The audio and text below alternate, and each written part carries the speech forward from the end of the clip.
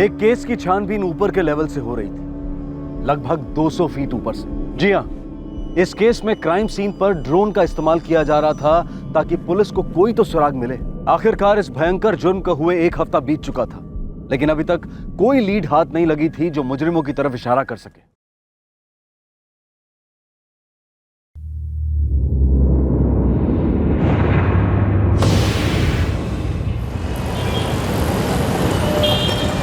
जिस जुर्म ने एक परिवार को जिंदगी भर का शोक दिया, उसी परिवार में कुछ महीने पहले जश्न मनाया जा रहा था।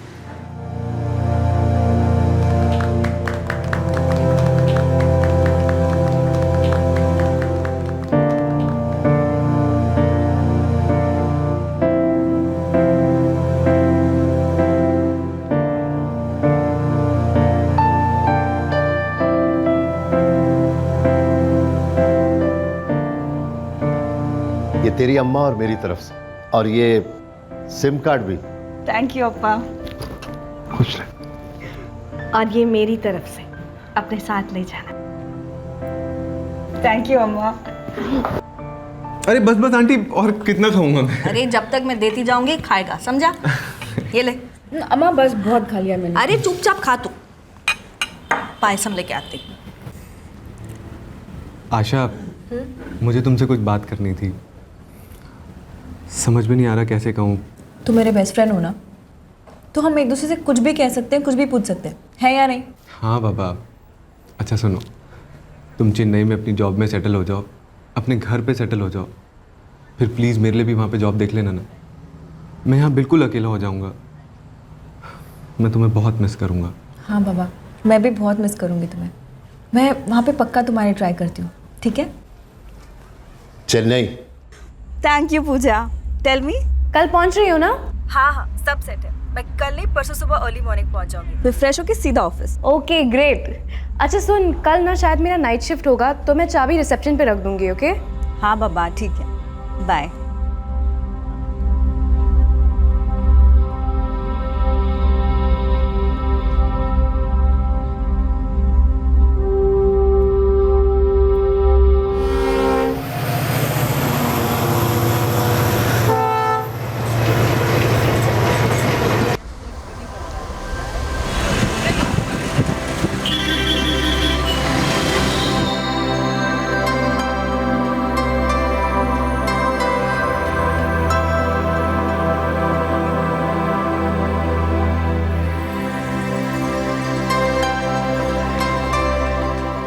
पूजा, पूजा।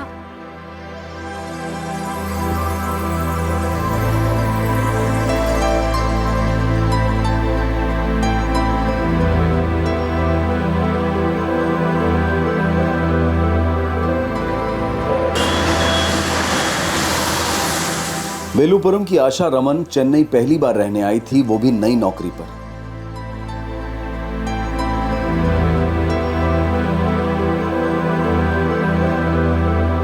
आशा को ये आजादी, ये तरक्की काफी रास आ रही थी और वो महानगर की रफ्तार से अपने कदम मिलाना सीख रही थी।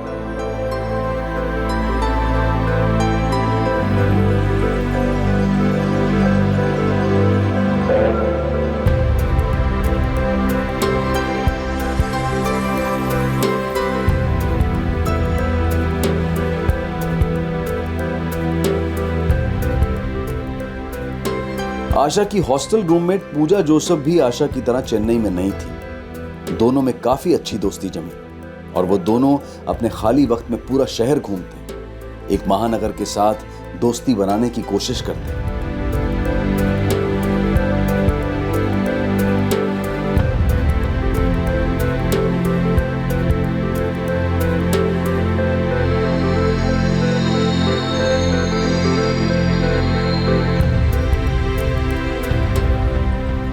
एक साल में आशा और शहर चेन्नई गहरे दोस्त बन गए। चेन्नई ने आशा को बहुत कुछ दिया, एक बेहतरीन उभरता करियर और सपने पूरे करने का कॉन्फिडेंस। आशा पूरी लगन के साथ अपने अरमानों की मंजिल को बढ़ाने की कोशिश में थी और फिर अचानक एक दिन सब कुछ खामोश हो गया, सुन पड़ गया।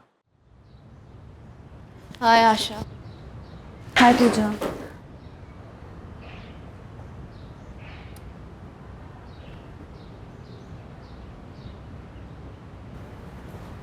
आशा ऑल ओके ना? हाँ। क्यों? तुम टेंशन में लग रही हो। नहीं, ऐसी कोई बात नहीं है। ए ब्यूटी विद ब्रेन्स, तुम मुझसे झूठ नहीं बोल सकती, ओके? Tell me. यार पूजा, ऑफिस में ना टीम लीडर ने मुझे एक प्रोजेक्ट दिया था जिसकी डेडलाइन परसों की है। वो प्रोजेक्ट 90% तो कंप्लीट है, पर जितना बचा है ना उसके लिए बहुत ज़्यादा टेंशन हो रही है और मैं बहुत ज़्यादा गिल्टी भी फील करने लग गई हूँ। इसमें गिल्टी फील करने की क्या बात है? Come on Asha, you are a rock star. ऐसी छोटी छोटी बातों को लेके ना टेंशन नहीं लेते। आशा स्माइल, कम ऑन पगली। आशा यू आर लुकिंग ब्यूटिफुल, किसी की नज़र ना लगे। बाय। वो दिन मुझे आज भी याद है जब आशा मुस्कुराते हुए उस दरवाजे से बाहर गई थी। कितनी खूबसूरत, कितनी होनहार, फुल ऑफ लाइफ। मैं नहीं मानती कि जो हुआ है वो हुआ है। मैं ये मानना चाहूँगी कि वो नहीं हुआ है।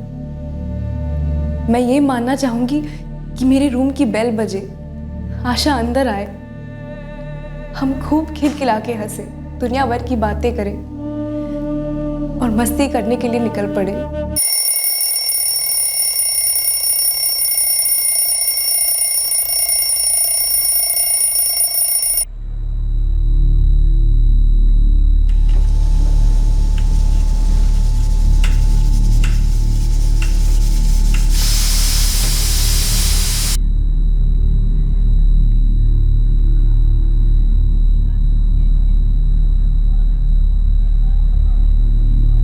தொடர்பு கொள்ள நினைக்கும் எண் தற்போது ஸ்விட்ச்ட் ஆஃப் ஆக உள்ளது। आशा कहाँ हो? भूख लग रही है मुझे, डिनर पर वेट कर रही हूँ यार।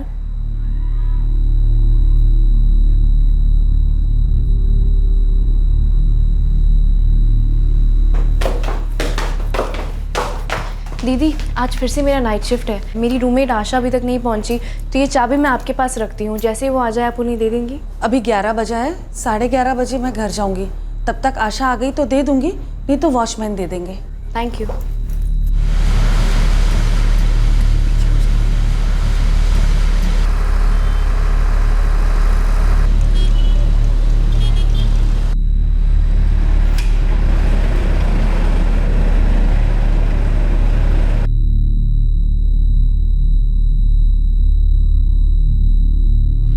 दीदी आशा ने नहीं ली? वो तो आई नहीं अब तक। क्या? काम पे शायद उनको देरी हो गई होगी। देर?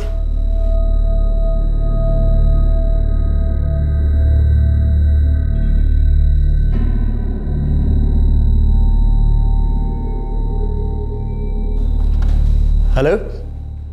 हाँ, मैंने आशा रमन का वर्क स्टेशन चेक किया है, बाकी के ऑफिस स्टाफ से भी पूछा है। सिक्योरिटी, कैंटीन, सभी जगह जो मेरी लॉगबुक में है वही करेक्ट है।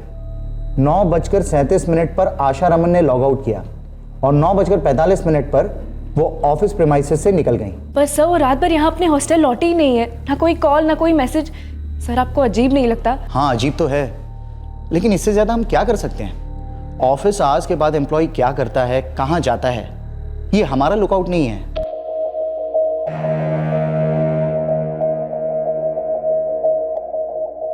नहीं लौटी का क्या मतलब? पूजा, उसके ऑफिस वालों ने क्या कहा? अंकल वो लोग कह रहे हैं कि वो रात को ऑफिस से निकल गई थी, लेकिन मैंने कितने कॉल्स किए, एसएमएस किए, कोई रिस्पॉन्स ही नहीं आया।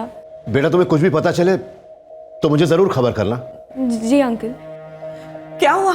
आशा की रूममेट पूजा का फोन था। वो कह रहे थे कि आशा कल रात हॉस्टल नहीं आई। फोन लगाइए, आशा को फोन लगाइए। நீங்கள் தொடர்பு கொள்ள நினைக்கும் எண் தற்போது ஸ்விட்ச்ட் ஆஃப் ஆக உள்ளது।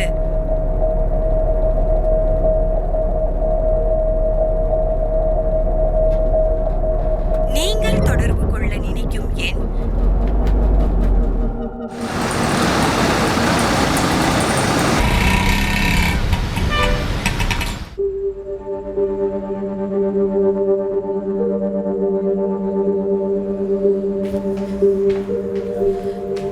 कुछ पता चला? नहीं आंटी, मैंने आशा के शिफ्ट के हर कॉलीग को कांटेक्ट किया, लेकिन सब एक ही बात कह रहे हैं कि आशा 9:45 को ऑफिस से निकल गई थी। उसके बाद किसी को नहीं पता कि वो कहाँ है। ये उसका ऑफिस कहाँ है? मैं चलती हूँ ना आपके साथ।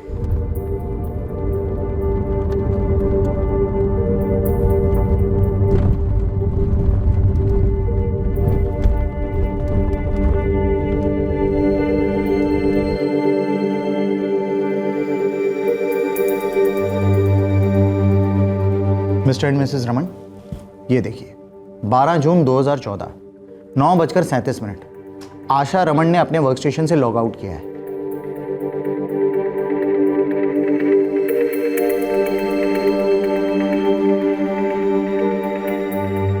और यहां 9:45 आशा रमन ऑफिस गेट के बाहर निकल गई है। क्लियर दिख रहा है। जैसा कि मैंने इन्हें कहा कि ऑफ ड्यूटी पर्सनल लाइफ में एम्प्लॉयज़ क्या करते हैं, कहाँ जाते हैं, इसमें हमारा कोई इंटरेस्ट नहीं है। अंकल आंटी पुलिस कंप्लेंट करते हैं।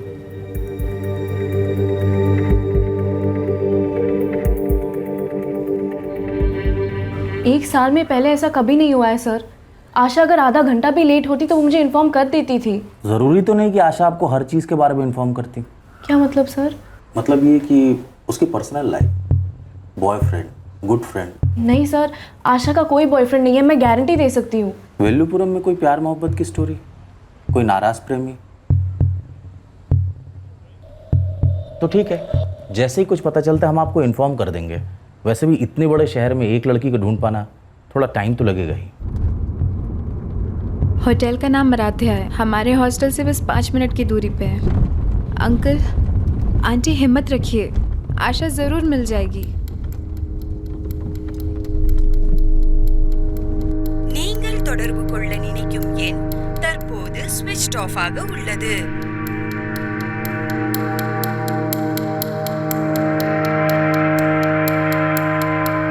நீங்கள் தொடர்பு கொள்ள நினைக்கும் எண் தற்போது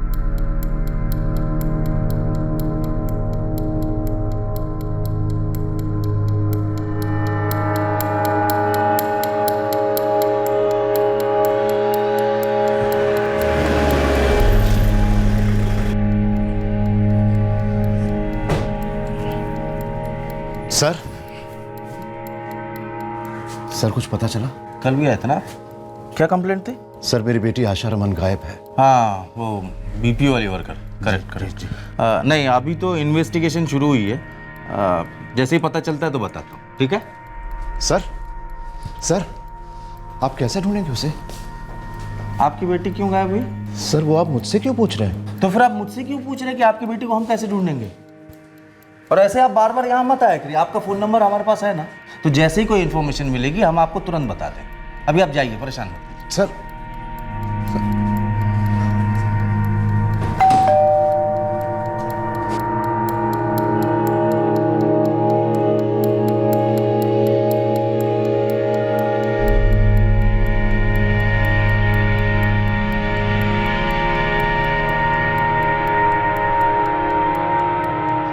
आशा की अम्मा के सामने मैं रो नहीं सकता। मुझे मजबूत बने रहना होगा। लेकिन कब तक और कैसे होगा? अगर किसी का बच्चा खो जाए तो इंसान रोजमर्रा की चीजें कैसे कर सकता है? खाना, पीना, सोना, सोचना कैसे? हर सेकंड गला घुटता है, हर सेकंड छुरे चलते हैं। कहां है मेरी बच्ची? किस हाल में है वो? क्या हुआ उसके साथ?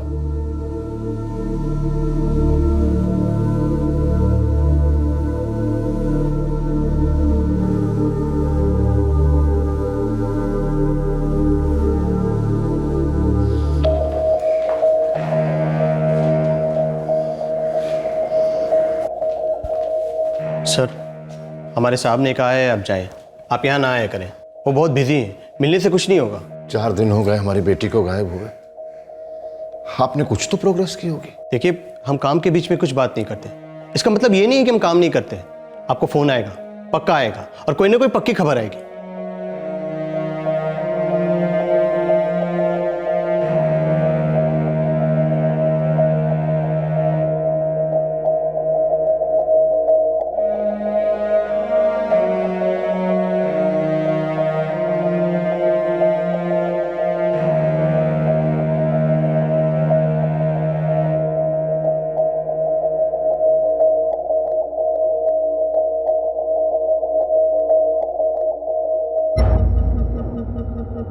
आशा की खबर के इंतजार में उसके माँ बाप का एक एक क्षण तिल तिल कर गुजर रहा था। आंखों में बहते आंसू नींद नहीं आने देते थे और उम्मीद के दो शब्द धड़कते दिल के शोर में सुनाई नहीं देते थे। लेकिन फिर भी आशा की रूममेट और उसकी खास सहेली पूजा आशा के माँ बाप के साथ डट कर खड़ी थी। पूजा ने उनका वो साथ दिया था जो अक्सर खून के रिश्ते भी नहीं दे पाते। इंतजार के साथ दर्दनाक दिन बीत गए और फिर आया 19 जून का दिन। सर बहुत जबरदस्त बू आ रही है, लेकिन कहां से वो पता नहीं। तुम लोग वहीं रहो, हम पहुंच रहे हैं।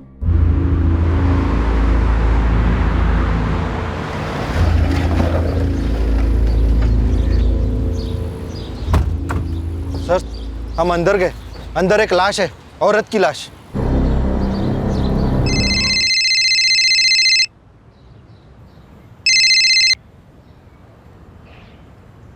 जी सर।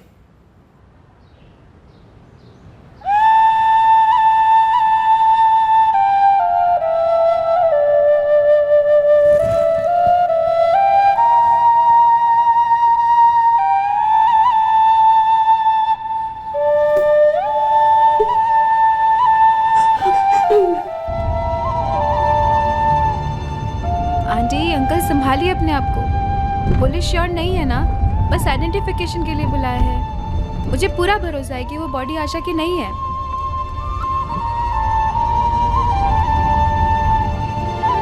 सर धीरन, दरवाजा नॉक करने का कस्टम भूल गए हो? सर सारा स्टाफ मेरे दरवाजे पर नॉक कर रहा है। सब स्ट्राइक पे जाने की बात कर रहे हैं। क्यों?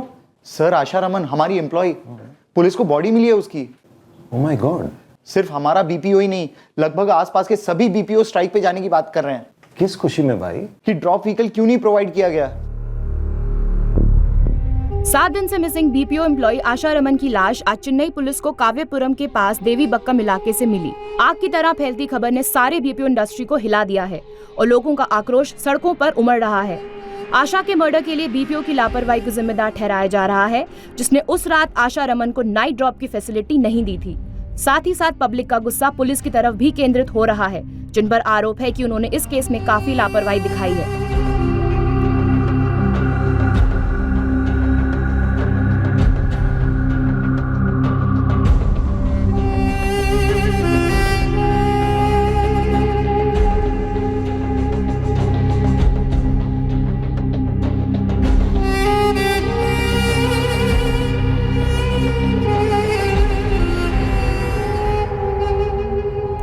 और लड़की के फोटोग्राफ सारे स्टेशन में भेजने के अलावा खबरियों को भी एक्टिवेट करने वाले थे। कितने लोगों के साथ बात की, कहां ढूंढा? बीपीओ में क्वेश्चनिंग की, उसके हॉस्टल में, आसपास के इलाके में कुछ किया? सर किसी लीड का इंतजार कर रहे थे। कहां से मिलती है लीड? लाश तो मिली गई है, कातिल को भी ढूंढ ही लेंगे। मेहरबानी करोगे पब्लिक पर उसे ढूंढकर? तुम्हारे इस थर्ड रेट परफॉर्मेंस के कारण पुलिस डिपार्टमेंट का मुंह काला हो गया है। सफाई की तो तुमसे शुरू होगी और बहुत सख्त सफाई होगी। सख्त कार्रवाई हुई। इस केस को दरअसल मिस हैंडल करने वाली पूरी टीम को सस्पेंड कर दिया गया। अब आशा रमन मर्डर केस को तमिलनाडु राज्य की क्राइम ब्रांच सीआईडी को सौंप दिया गया।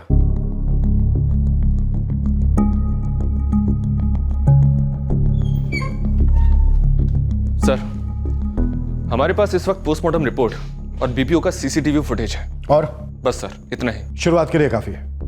ऑफिसर्स, हाई प्रेशर केस है, हमें आधे टाइम में डबल मेहनत करनी है। सर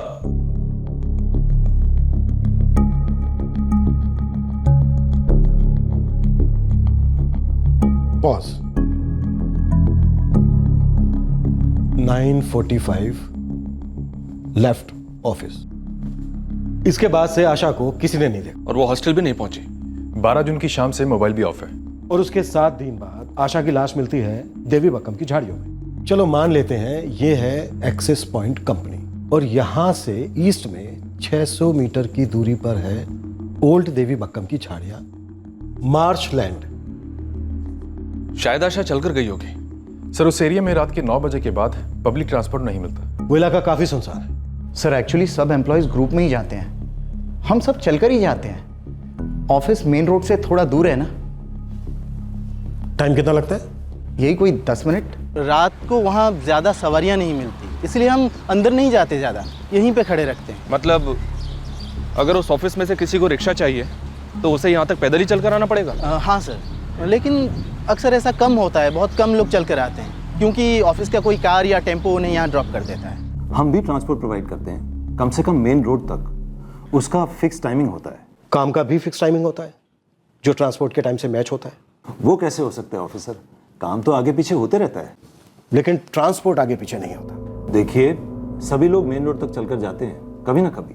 मैं खुद गया हूँ, जब कार खराब हो या जो भी, हम ग्रुप्स में जाते हैं। और ट्रस्ट मी, आज तक ऐसा कभी कुछ नहीं हुआ है। लेकिन अब हो गया, वो भी मर्डर। आपकी एक 24 साल की एम्प्लॉय का, जो ग्रुप में नहीं, अकेले पैदल चलकर जा रही थी। गेट से लेकर मेन रोड तक कितना सुनसान रास्ता है, लेकिन ये पता होने के बावजूद आप अपनी फीमेल एम्प्लॉयज के लिए ट्रांसपोर्टेशन प्रोवाइड नहीं करते।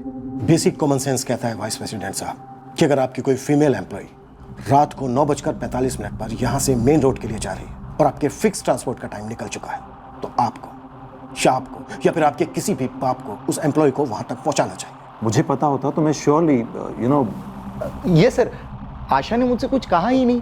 अगर बोला होता तो हम टैक्सी मंगवा देते। कितनी आसानी से पल्ला झाड़ दिया ना आप लोगों ने, लेकिन हम ऐसे नहीं, बल्कि इसके एकदम उल्टे। अब आप जिसे चाहे, जहां चाहे अपने आका को फोन लगा लो, हम आपकी हालत पतली करके रहेंगे। लड़की पर अटैक इसी रोड पर हुआ है और वो जो कोई भी था या थे, वो लड़की को यहीं कहीं से घसीटते हुए झाड़ियों तक ले गए। आशा के फोन रिकॉर्ड्स मंगवाए सर, थोड़ी देर में आ जाएंगे। पहली इन्वेस्टिगेशन टीम ने नहीं निकलवाए थे क्या? No sir. एक और बात सर, मेरी आशा के फादर से बात हुई, कह रहे थे कि आशा के बदन से कुछ कीमती चीजें मिसिंग हैं। आशा हमेशा अपने कानों में गोल्ड की बालियां पहनती थी,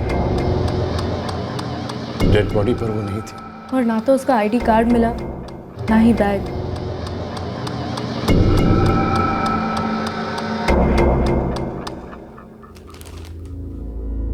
सिर्फ कपड़े, जूते या कुछ और नहीं मिला लाश के साथ?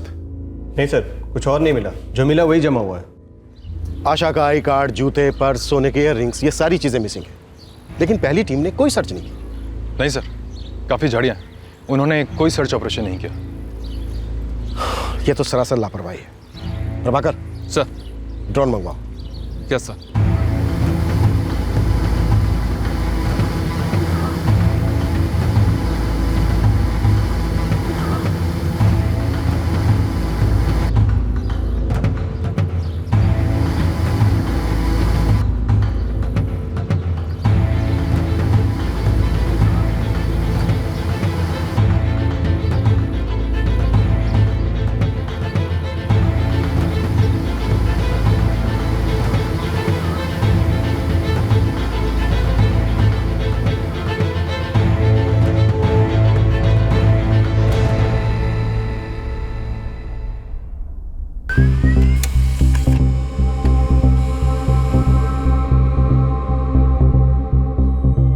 Sir, Asha Raman dual SIM वाला इंस्ट्रूमेंट यूज करी थी, लेकिन एक भी कार्ड उसके नाम पर नहीं था। अजीब बात है। किसके नाम पर है ये सिम कार्ड्स? सर, एक गजानन कुरुसर है और दूसरा है किसी हरीश अय्यर के नाम। आशा के फादर को फोन लगाओ। वो गजानन कुरसर मेरे भतीजे का नाम। आपकी बेटी आशा आपके भतीजे का सिम कार्ड क्यों यूज कर रही थी? 1 साल पहले मैंने गजानन को बोला था कि एक नया मोबाइल और सिम कार्ड खरीद ले। मैं आशा को उसके जन्मदिन पर एक सरप्राइज गिफ्ट देना चाहता था, तो वो खरीद के ले आया, मोबाइल और सिम कार्ड दोनों। और ये सिम कार्ड भी। मिस्टर रमन, ये हरीश अय्यर कौन है? हरीश अय्यर? सॉरी, मैं किसी हरीश अय्यर को नहीं जानता sir. Thank you mister Raman. Harish Iyer वाले सिम कार्ड से जिन जिन नंबरों को कॉल किया गया है, सबको फॉलो करो। लेफ्ट में वहाँ पे कुछ दिख रहा है, यहाँ पे।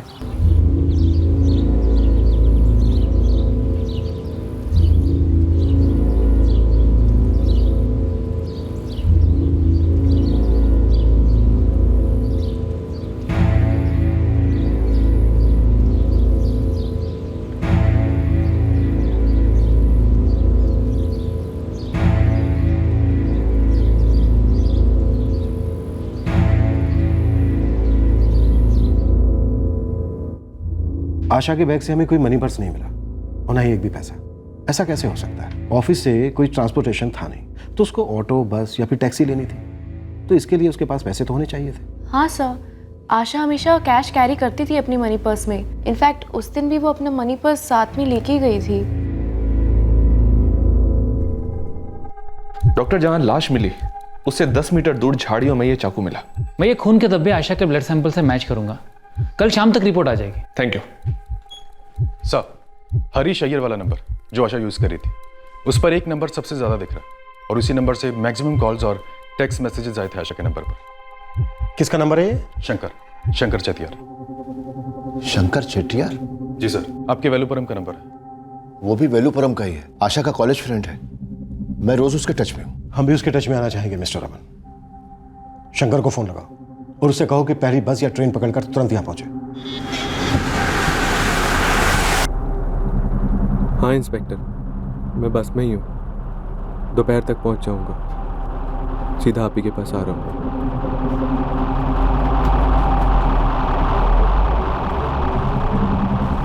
आशा, मुझे तुमसे कुछ बात करनी थी।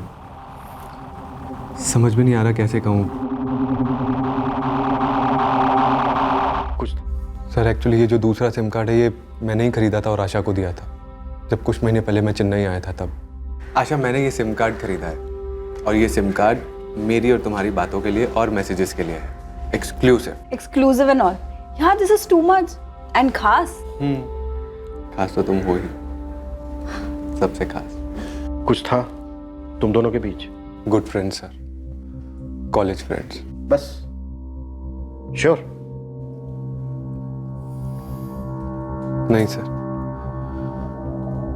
एक्चुअली मेरी तरफ से फीलिंग्स थी, लेकिन मैंने उसको कभी कुछ बोला नहीं था। सोचा था कभी ना कभी तो बोल दूंगा, लेकिन क्या पता था कि ये दिन कभी नहीं आएगा। दोस्ती थी, फीलिंग्स थी, पर ये दूसरे नंबर की क्या जरूरत पड़ गई? सर एक्चुअली दिन में हम कई बार बात करते थे, काफी मैसेजेस भी करते थे एक दूसरे को। आशा मेरे लिए चेन्नई में जॉब ढूंढ रही थी, तो मैंने सोचा अगर अलग सिम कार्ड हो तो बेटर रहेगा। मजा नहीं आया जवाब में, पर कोई नहीं, मान लेते हैं कि प्राइवेसी के लिए तुम्हें अलग नंबर चाहिए था। पर ये जो दूसरा सिम कार्ड था ये किसी हरीश अय्यर के नाम पर था। कौन है हरीश अय्यर? सर एक्चुअली चेन्नई आने से पहले मैंने बहुत जल्दी में ये सिम कार्ड खरीदा था अपने वेलुपुरम में किसी दुकानदार से। दुकानदार ने कहा कि अगर अर्जेंट चाहिए तो एक रेडी सिम कार्ड है। उसका कस्टमर था हरीश अय्यर नाम का। उसने मंगवाया था, बाद में उसने लिया नहीं, तो दुकानदार ने वही सिम कार्ड मुझे दे दिया और मैंने आशा को। फिर से मुझे नहीं आया शंकर। वेलुपुरम वाले दुकानदार का नाम? सुंदर पी राजा। सर मेरा दोस्त है, अच्छा आदमी है। वो अच्छा आदमी है, तुम अच्छे आदमी हो, सब अच्छे आदमी हैं, लेकिन हम बहुत बुरे आदमी, और खासकर झूठ बोलने वाले के लिए डबल बुरे। दुकान का नाम और एड्रेस लिखा दो। जी सर।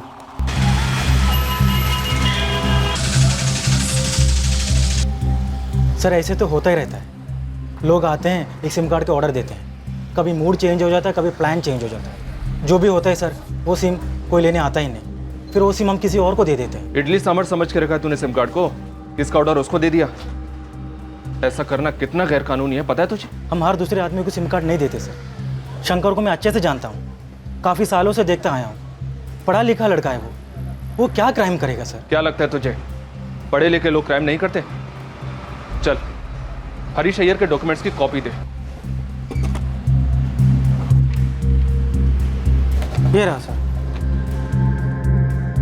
शंकर चेटियार के फोन रिकॉर्ड्स निकलवाओ, स्कैन करो।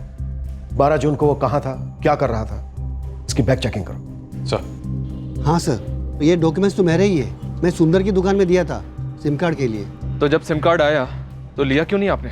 एक्चुअली इधर नज़दीक में रहमान की दुकान से भी मंगवाया था, वो जल्दी आ गया इसलिए मैं इस वाला छोड़ दिया। नए नए नाम और लोग इन्वेस्टिगेशन की तेज नजर में आने लगे और उनके बारे में तुरंत छानबीन भी शुरू कर दी गई। शंकर चेतियार, सुंदर राजा और हरीश अय्यर, इन तीनों की डिटेल्ड स्कैनिंग की गई, लेकिन आशा रमन के मर्डर केस के साथ जुड़ने वाली एक भी डिटेल नहीं मिली। दूसरी तरफ आशा के बेहाल माता पिता बौखलाए हुए ये जानने की कोशिश कर रहे थे कि उनकी आंखों की रोशनी छीनने वाला जालिम आखिर था कौन और क्यों किया उसने ऐसा उनकी इकलौती बेटी के साथ, आशा के साथ। पहले किसी बच्ची की मौत एक खबर होती थी, लगता था दूसरों के साथ होगा, लेकिन अपने साथ कभी नहीं। हाँ, उस बच्ची के लिए,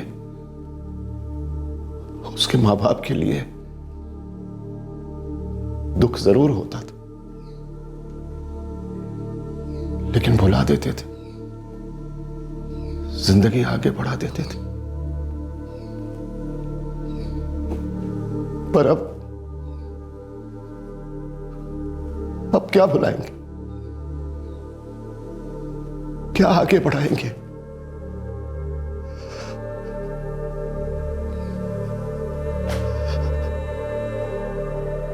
ऐसे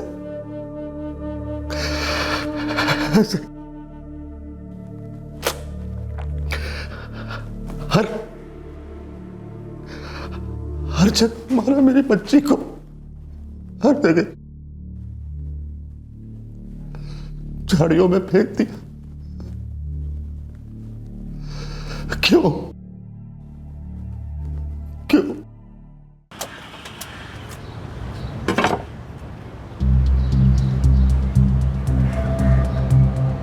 क्या जोसेफ, कुछ पता चला? कुछ नहीं मिला सर, पानी नहीं, मलाई नहीं, हर नारियल ज़ीरो निकला। कहाँ गया? कितने आदमी लगाए? सर मेरा 3 कास लड़का, 2 ऊपर से साथ में लिया, पूरा वेल्लुपुरम छाना मारा सर, कुछ नहीं मिला। फिर ये बीपीओ का बॉस लोग, हॉस्टल का वो वॉचमैन, डोबी, केबल वाला, बिग ज़ीरो सर, कुछ नहीं मिला। कोई बात नहीं, लगे रहना।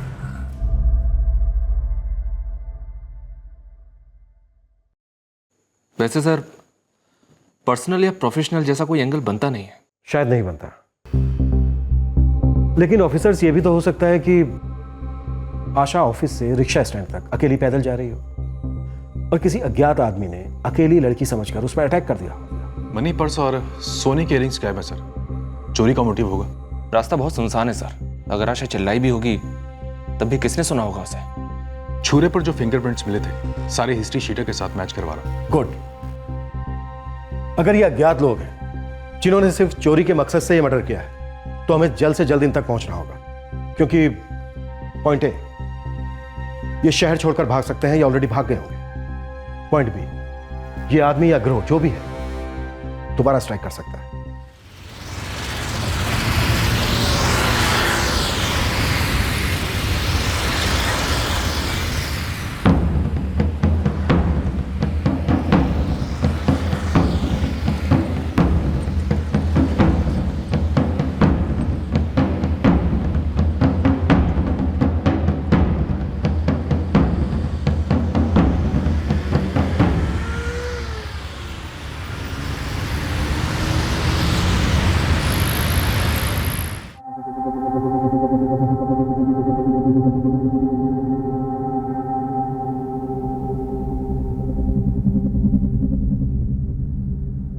कुछ तो पता चला होगा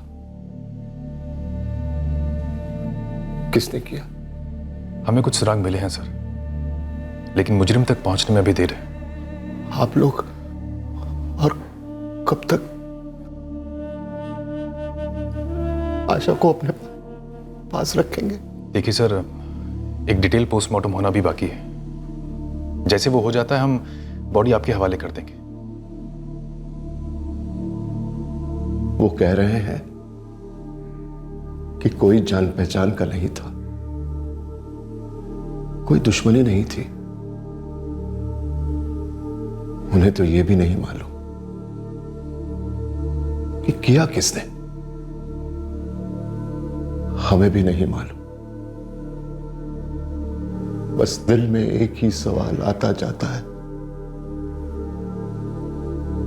क्यों?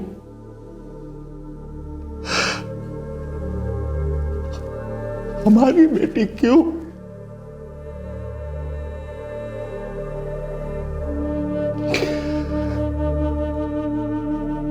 और हर बार जब सवाल आता है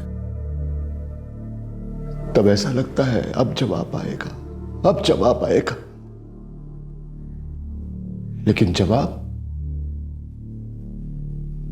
नहीं आता। शायद कोई जवाब है ही नहीं। इस मर्डर केस की पहली इन्वेस्टिगेटिंग टीम ने कोई मेहनत नहीं की थी और जाहिर है कि उनके हाथ कुछ नहीं लगा था। दूसरी investigative team crime branch CID की थी। उन्होंने हर मुमकिन तरीका, हर मुमकिन एंगल और हर खबरी नेटवर्क को टटोला, लेकिन इस सब के बावजूद भी उनके हाथ कुछ नहीं लगा। पुलिस के पास अगर कोई क्लू था तो बस वो सीसीटीवी फुटेज जिसमें आशा ऑफिस कंपाउंड से बाहर जाते हुए नजर आ रही थी। वहां से अकेले चलकर मेन रोड पर जाते वक्त उसके साथ क्या हुआ था, कौन घात लगाए बैठा था उसके लिए, ये सारे सवाल इन्वेस्टिगेटिव टीम को हर पल कुरेद रहे थे।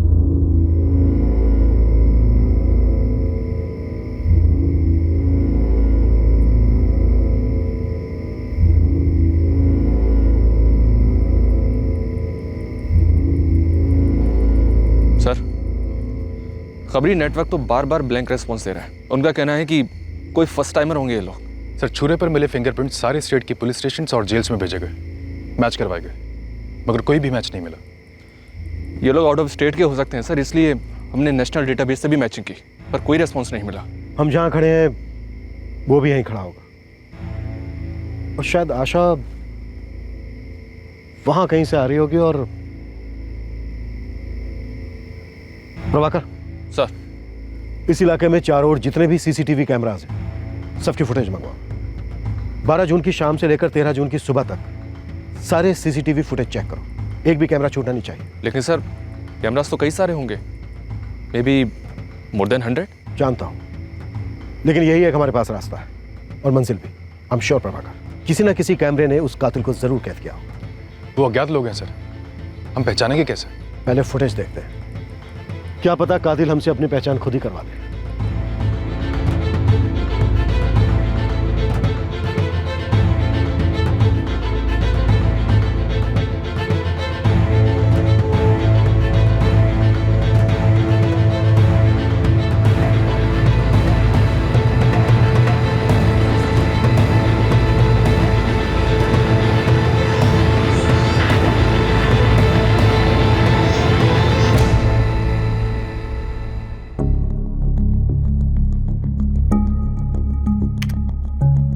सर,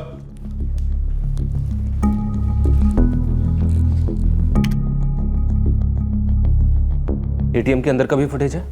हाँ सर।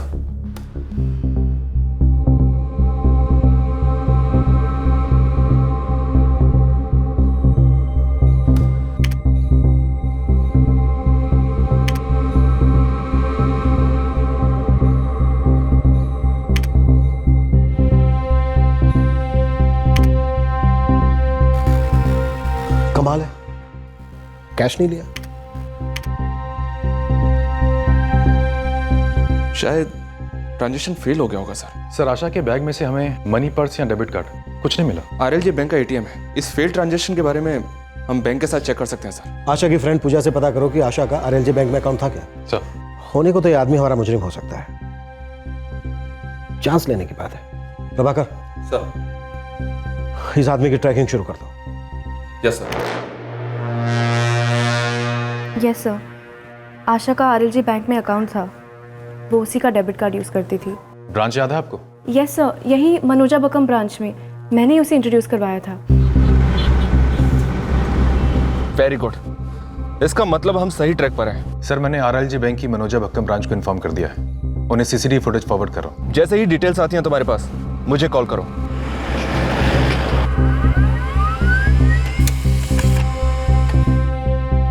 बारह जून रात 11:45 पर आशा रमन के डेबिट कार्ड से एक फेल ट्रांजैक्शन हुआ है।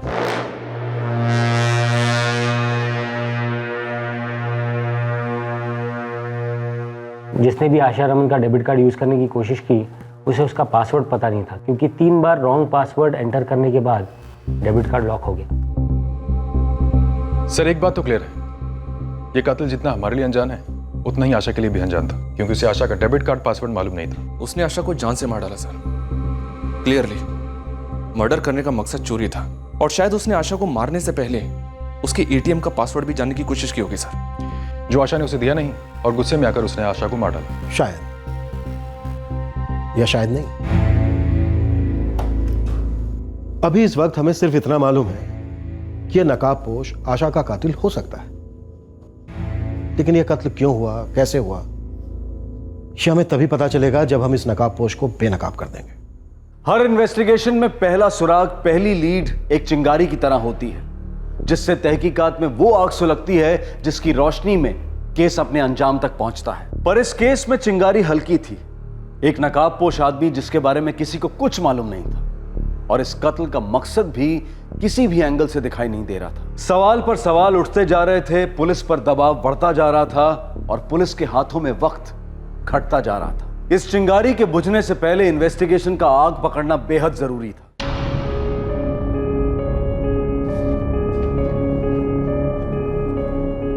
बीस से 25 साल का लगता है, कपड़ों से लोअर क्लास का लग रहा है, मजदूर भी हो सकता है। इसने अपने चेहरे को इस तरह से ढका हुआ है मानो जैसे चेहरा ढकने की आदत है इसे। यहाँ के लोकल मजदूर कामगार इस तरह से अपना चेहरा नहीं ढकते। इसके गमछे के पैटर्न को गौर से देखो, यहाँ का नहीं लगता है। दूसरे राज्यों से हजारों, शायद लाखों मजदूर चेन्नई में अलग अलग जगहों पर काम करते हैं। उन सभी जगह पर फैल जाए, जो कुछ तुम लोगों को लगेगा मिलेगा, लेकिन ये आदमी मिलना चाहिए। सर सबसे ज़्यादा मजदूर कंस्ट्रक्शन लाइन में है। सर वो मच्छी मार्केट और सब्जी मंडी में भी बहुत सारा मजदूर काम करता है सर। सर ये मर्डर देवी बक्कम में हुआ ना? हाँ, झाड़ियों में, लड़की के ऑफिस से 600 मीटर दूर। सर उस इलाके में 2-4 जगह ऐसा है जहाँ पे बहुत सारा बाहर का मजदूर काम करता है सर। ठीक है, वहीं से शुरुआत करो, लेकिन जल्दी।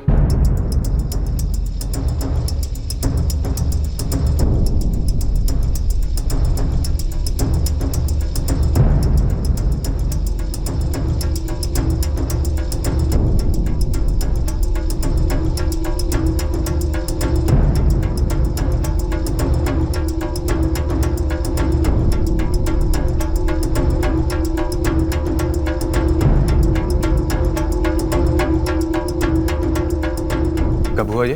तो 4 घंटे पहले आशा रमन के फ़ोन से कॉल किया गया था।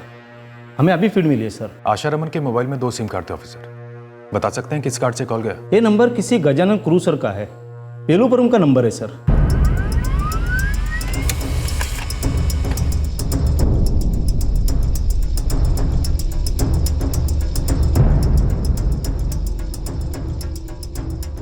सर गजानन कुरुसुर आशा रमन के अप्पा का भतीजा है, जिसने उसके लिए मोबाइल फोन और सिम कार्ड खरीदा था, जो शिवरमन ने 1 साल पहले अपनी बेटी आशा को गिफ्ट दिया था। सर कॉल यहाँ चेन्नई से 12/7 पश्चिम बंगाल को किया गया।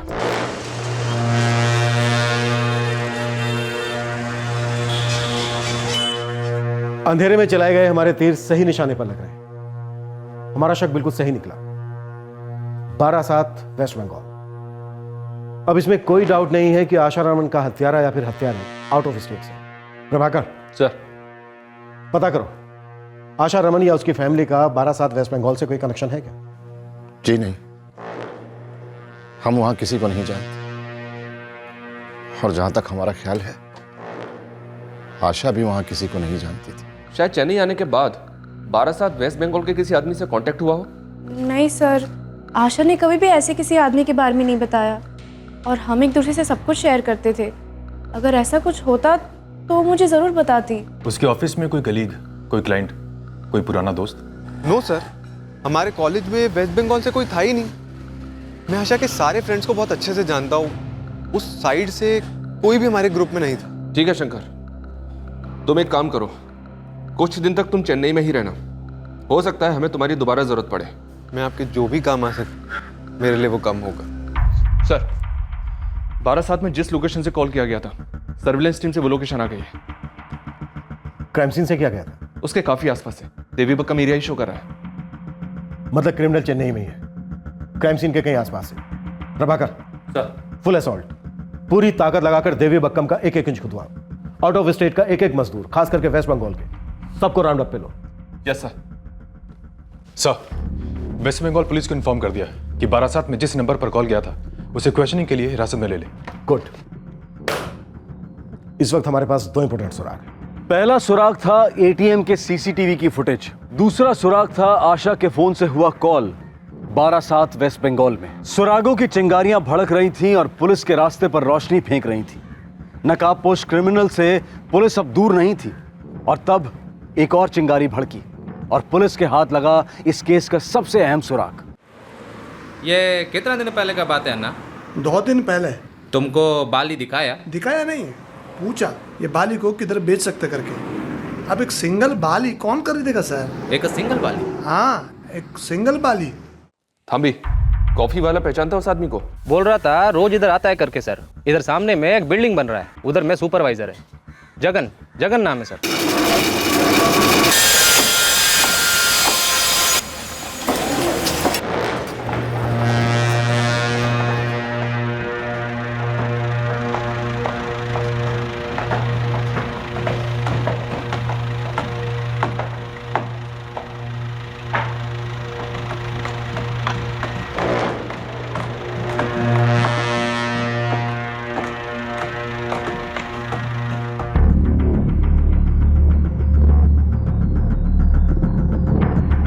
साहब, मैंने बाली के बारे में इंक्वायरी की थी, लेकिन उसका किसी मर्डर से क्या लेना देना? बाली है ना तेरे पास? है, लेकिन बताइए तो हुआ क्या है, मैंने किया क्या है? ये तो बाली ही बताएगी। साहब ये मेरा नहीं है साहब। फिर? मेरा एक मजदूर है साहब, मनोज। उसकी माँ का है साहब, वो इसको बेचना चाहता था। सिर्फ एक कोई बेचना चाहता था? हाँ साहब, पता नहीं क्यों एक को ही बेचना चाहता था। प्रभाकर, बुलवा लिया उनको?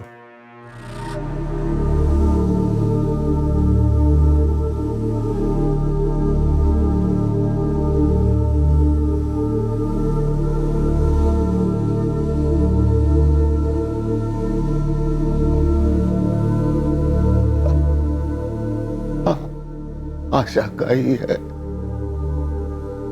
आपको कहां से मिला?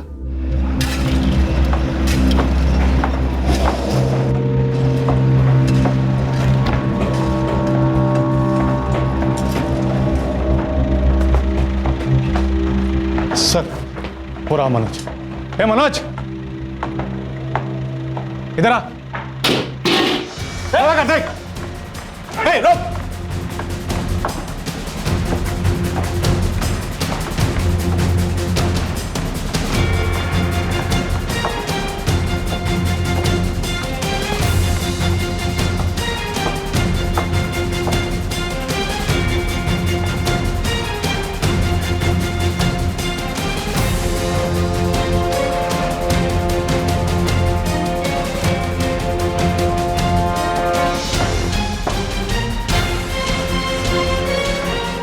या बाकी है?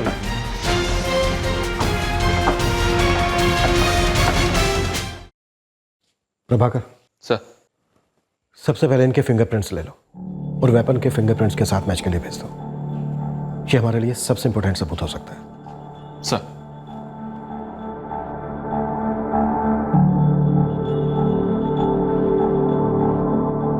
साहब, ये मनोज यही आया था मेरे पास बाली लेकर।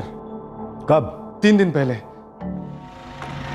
इसको बेचना है, आप अच्छा दाम दिला दो साहब। ये तो सोने का लगता है। हाँ, मेरा माँ का है, बोला बेच दो। तेरी माँ यहाँ कब आई थी? वो नहीं आया, पिछले महीने मैं गांव गया था ना, तभी बोला बेच दो। एक ही कान का बाली दिया बेचने को? दूसरा मेरे भाई को दिया। आप भी साहब जल्दी आप बोलो ना कितना दाम मिलेगा साहब। साहब, ये मनोज का गांव बंगाल में कहीं है। अब 12/7 ऐसी कोई जगह है साहब। 12/7 वेस्ट बंगाल। हाँ। आशा रमन के फोन से कल 12/7 फोन भी किया गया। आशा रमन? वो बीपी वाली लड़की जिसका मर्डर हुआ? हाँ, और ये बाली जो तुम मनोज के लिए बेचने की कोशिश कर रहे थे, ये भी आशा रमन की है। तो फिर साहब, वो मनोज और अनिल के साथ वो राकेश भी इसमें शामिल होगा। राकेश? कौन राकेश? राकेश दास साहब, वो भी इन्हीं के गांव का है, मेरे यहाँ ही काम करता है। और वो फोन तो मेरे पास है साहब। क्या?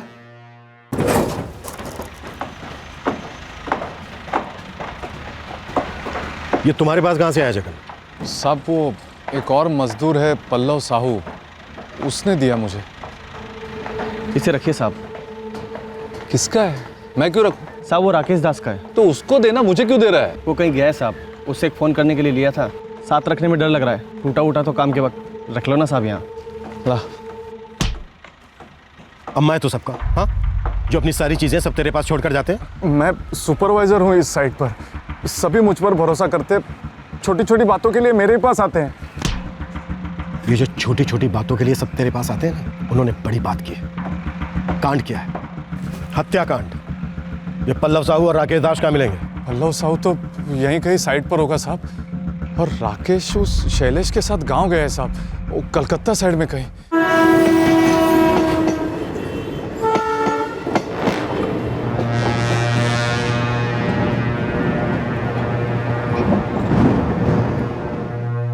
ये पल्लव साहू जिसने तुझे मोबाइल दिया, जहां पर भी है तुरंत हमारे सामने हाजिर कर।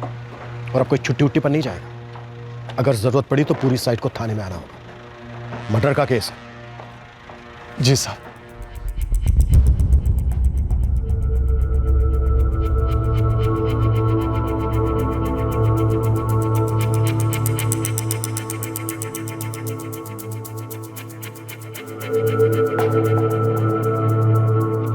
सुरागों की चिंगारियां मशाले बन गई थी, लेकिन आग कुछ ज्यादा ही फैल गई थी। एक के बाद एक नए नए सस्पेक्ट्स खड़े हो रहे थे।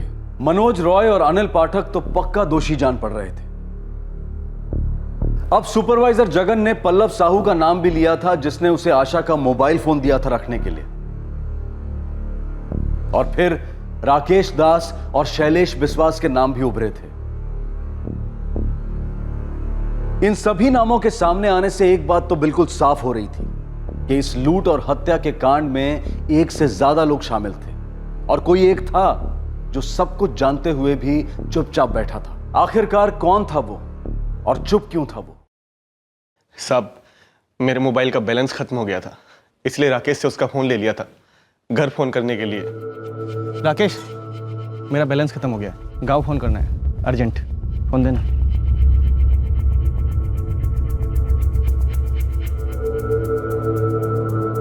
साहब, फोन खत्म करके जब मैं मुड़ा, राकेश वहां से जा चुका था। मुझे समझ नहीं आया क्या करूं, काम पर लौटना था, इसलिए मैंने फोन जगन साहब को दे दिया और बोला राकेश आएगा तो उसको दे देना, है ना जगन साहब? मैं सच बोल रहा हूँ ना? हाँ इंस्पेक्टर साहब, ये सच बोल रहे हैं। तुम बोलते रहो, क्या सच है क्या झूठ है ये हम छांट लेंगे। राकेश छुट्टी पर कब गया था? कल रात की ट्रेन से। वो शैलेश भी साथ में गया है 10 दिन के लिए। ट्रेन का नाम बताया था? नहीं साहब, ट्रेन का नाम तो नहीं बताया, लेकिन मेरे यहाँ के ज़्यादातर मजदूर बारासात वेस्ट बंगाल से हैं। वो चेन्नई हावड़ा मेल लेते हैं, वहाँ से पैसेंजर ट्रेन लेकर फिर बारासात पहुँचते हैं।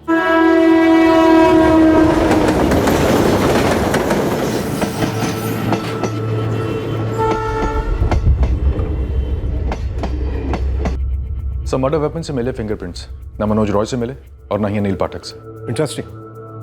और कुछ? हाँ सर, एटीएम कार्ड, दूसरी बाली और आशा का मनी पर्स, ये सब हमें मनोज रॉय के झोंपड़े से बरामद हुआ।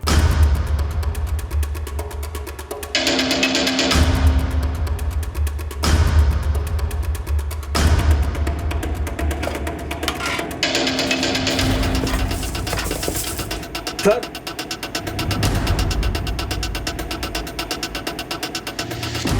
नारायण सर, जब्त कर लो इसे। पूजा थॉमस ने पहचान लिया कि ये मनी पर्स आशा रमन का ही है। अब इसमें जरा भी डाउट नहीं है कि मनोज राय और अनिल पाठक इस लूट और मर्डर में शामिल है। और जो मोबाइल छोड़कर गया था राकेश दास, वो इनका तीसरा साथी है। सर, मैंने चेन्नई हावड़ा मेल की टाइमिंग चेक की है। ये ट्रेन कल सुबह हावड़ा स्टेशन पहुंच जाएगी। प्रभाकर, एक काम करो, तुरंत कोलकाता की पहली फ्लाइट पकड़ो और इस राकेश दास को हावड़ा स्टेशन पर ही धर लो। सुपरवाइजर जगन को भी साथ में ले लेना। और याद रहे, किसी भी सूरत में यह तीसरा सस्पेक्ट हमारे हाथों से निकलना नहीं चाहिए। Yes sir. पता है हमने तुम्हारी उंगलियों के निशान पहले ही क्यों लिए? क्योंकि बाद में शायद हमें तुम्हारी उंगलियों की जरूरत पड़ेगी नहीं। तुम्हारी उंगलियों के निशान आशा के एटीएम से, उसके पर्स से, उसकी हर चीज से बरामद हुए, इसलिए अब हमें तुम्हारी उंगलियों की कोई खास और तुम्हारी उंगलियों की नहीं, बल्कि तुम्हारे हाथ, पैर, किसी भी चीज की हमें जरूरत नहीं है। इसलिए एक एक करके तबीयत के साथ उन्हें तोड़ेंगे। और यकीन मानो मेरा, तुम लोगों को दर्द नहीं होगा, दर्द का बाप होगा। इसलिए जो भी सच है वो एक झटके में बोल दो, नहीं तो एक झटके में तुम लोगों की उंगलियां टूटेंगी। बोलो बोलो, आम्ही बोलबो ना, तुम्ही बोला, आम्ही बोलबो ना। ये अभी तुम ही बोलते रहोगे? जल्दी बोलो जो भी कुछ है, नहीं तो मेरा डंडा बोलेगा। ना ना, मारो ना सर, हम कबूल करता है, हमने किया। सर हम बहुत दिनों से सोच रहा था, बड़ा पैसा चाहिए। और साहब हम लोगों का नसीब में बड़ा पैसा शुद्ध ऐसा आ सकता है, चोरी करके। ओए चामो चोटा, जादू का डंडा नहीं, ये घुमाएगा और खाना आ जाएगा। तुम लोग को अच्छा खाना है, अच्छा पहनना है, अच्छा अच्छा रहना है ना, तो पैसा चाहिए, पैसा। अपना नसीब में कोता है पैसा, पढ़ा लिखा भी नहीं है। अरे तो पढ़ा लिखा लोगों के पास तो है ना पैसा, छीनता वो लोग से, लूटता है सालों को। किसी को लूटना ईंट लगाने जैसा आसान काम नहीं है। हाँ, लूटेगा किसको? एक दूसरा को या सुपरवाइजर जॉगन को? ये बोका, लूटने का मन बनाना होगा, पैसा वाला अपने आप सामने आएगा। कहाँ से? आपके पास जादू का डंडा है क्या?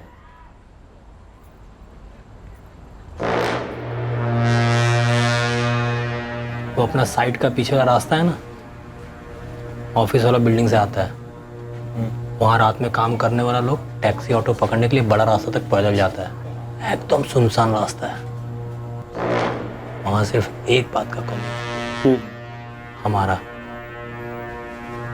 हमारा कमी है। वहाँ जाता है और ये जादू का डंडा घुमाता है, बहुत माल मिलेगा। राकेश जितना आसान बोला था सर, उतना आसान नहीं था। अनेक दिन इंतजार किया।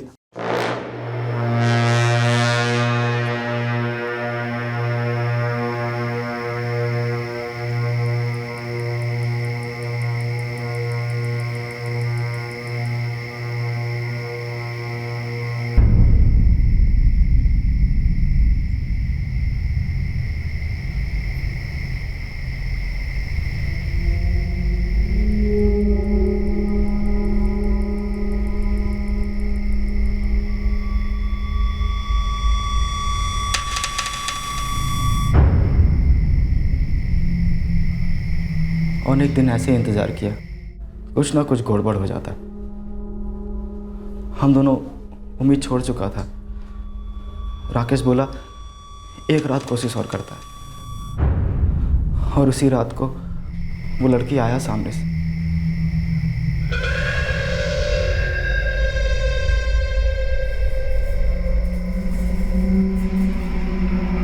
आगे भी कोई नहीं, पीछे भी कोई नहीं। पैसा वैसा होगा इसके पास? हमसे तो ज़्यादा ही होगा, बहुत माल होगा। ये जो बड़ा बड़ा कंपनी में काम करता है ना, ये बहुत माल बनाता है, मोबाइल, कंप्यूटर, और कुछ नहीं तो गहना तो होगा ही होगा।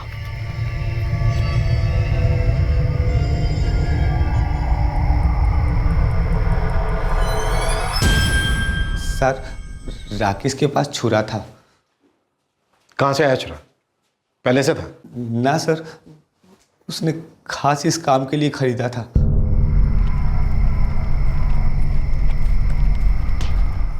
एटीएम कौन गया था?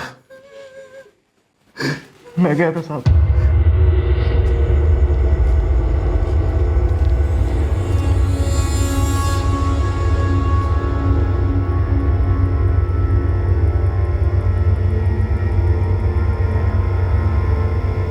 क्या है? कितना मिला? किचू ना माने? किचू पासवर्ड मांग रहा था। हम कितनी बार बटन दबाया, किचू बाहर नहीं निकला, कार्ड बाहर आ गया। कि यार इतना सब कुछ किया, 100 रुपया हाथ में, कुछ नहीं मिला। छाड़ना, मौजा मारा ना, हाँ? अभी भूल जाओ, चुपचाप यहाँ से निकल लो, जैसा हम लोग कुछ किया ही नहीं, कुछ हुआ ही नहीं। क्यों बुझली? चलो मेरो। तुम तीनों के अलावा कोई और भी शामिल था? इस कांड के बारे में किसी और को भी मालूम था? हम तो किसी को नहीं बताया साहब। ठीक है, अब मैं भी किसी और को नहीं बताऊंगा। कि सर? यही कि तुम दोनों की हड्डियां कैसे टूटी।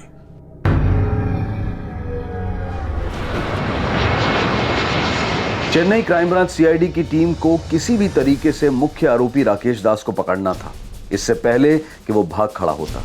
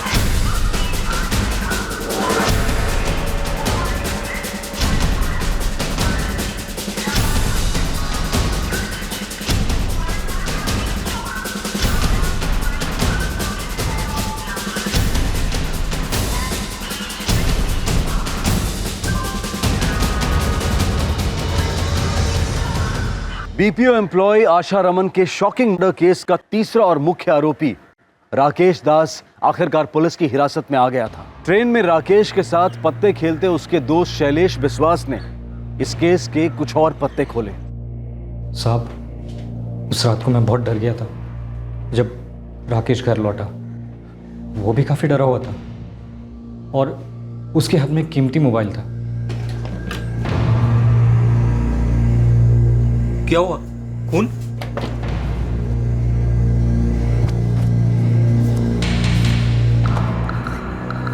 और ये मोबाइल कहाँ से है? इतना पसीना क्यों आ रहा है दादा? कुछ लफड़ा हुआ क्या? क्या? खून?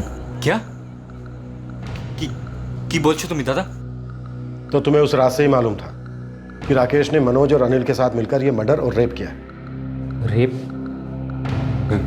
वेप का हमको नहीं मालूम साहब। कत्ल किया है बस इतना जानता था, लेकिन किसी को कुछ बता नहीं पाया क्योंकि राकेश ने मुझे धमकी दी थी साहब।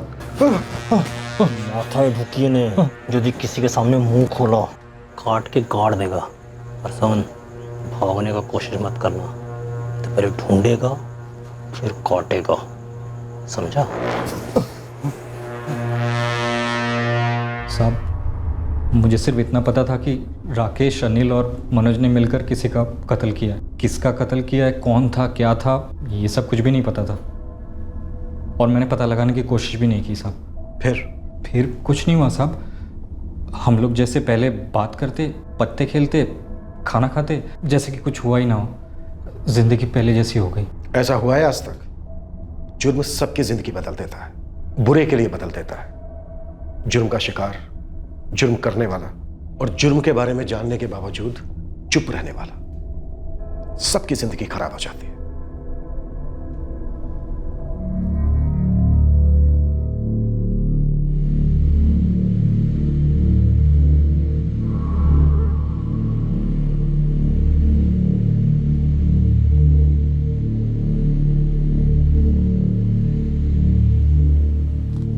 मिस्टर रमन,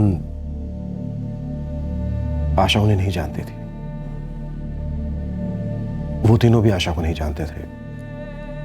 उन्हें बस पैसे चाहिए थे। तो पैसे नहीं मिले तो आशा को मार दिया ऐसे ही, इतने आराम से? जी, ऐसे ही।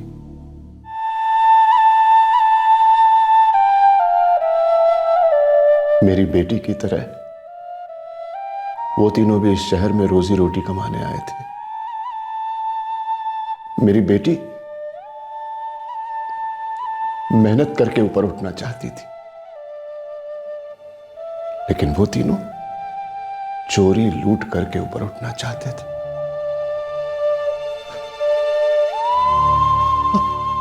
आशा ने उनका कभी कुछ नहीं बिगाड़ा था,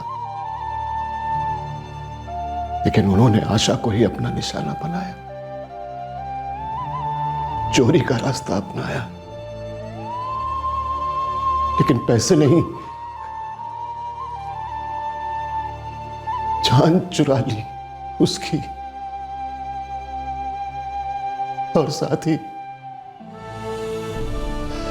हमारी भी बेजान छोड़ दिया हमें।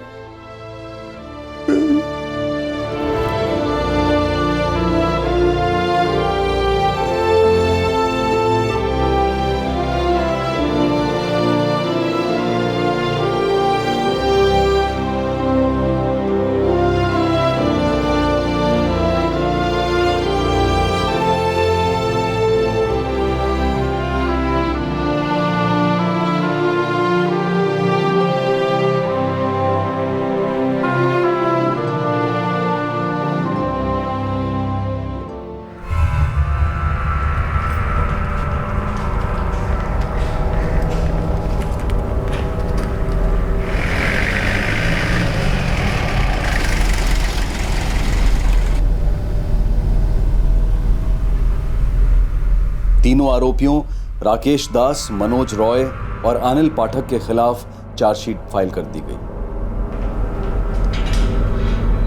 प्रशासन ने इस केस को टॉप प्रायोरिटी पर डाल दिया। और 9 महीने के अंदर स्पेशल महिला कोर्ट ने अपना फैसला सुनाया। राकेश दास, मनोज रॉय और अनिल पाठक, इन तीनों को उम्र कैद की सजा सुनाई गई।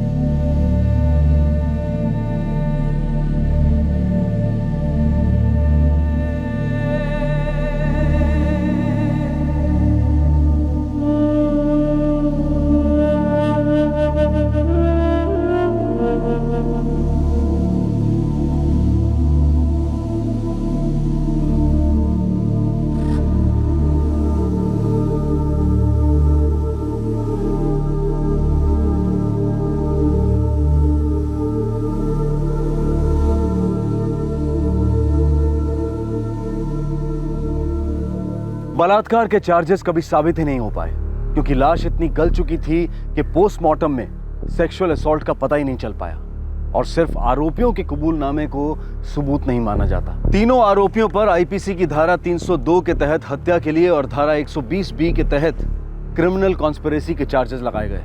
ये केस फिर एक बार एक गंभीर समस्या पर रोशनी डालता है और वो है बड़ी बड़ी कंपनियों द्वारा नाइट शिफ्ट में काम करने वाली महिला कर्मचारियों को ट्रांसपोर्ट उपलब्ध ना करवाना। दूसरी तरफ औरतों की जान, मान, गरिमा की सुरक्षा को लेकर हर किस्म का शोर मचाया जाता है, लेकिन कटु सत्य ये है कि हर रात की शिफ्ट के बाद देश के बड़े बड़े महानगरों में हजारों, शायद लाखों महिला कर्मचारी अपने घर लौटने का प्रबंध खुद करती और हर रात एक और आशा के बलि चढ़ने का डर लगा रहता है।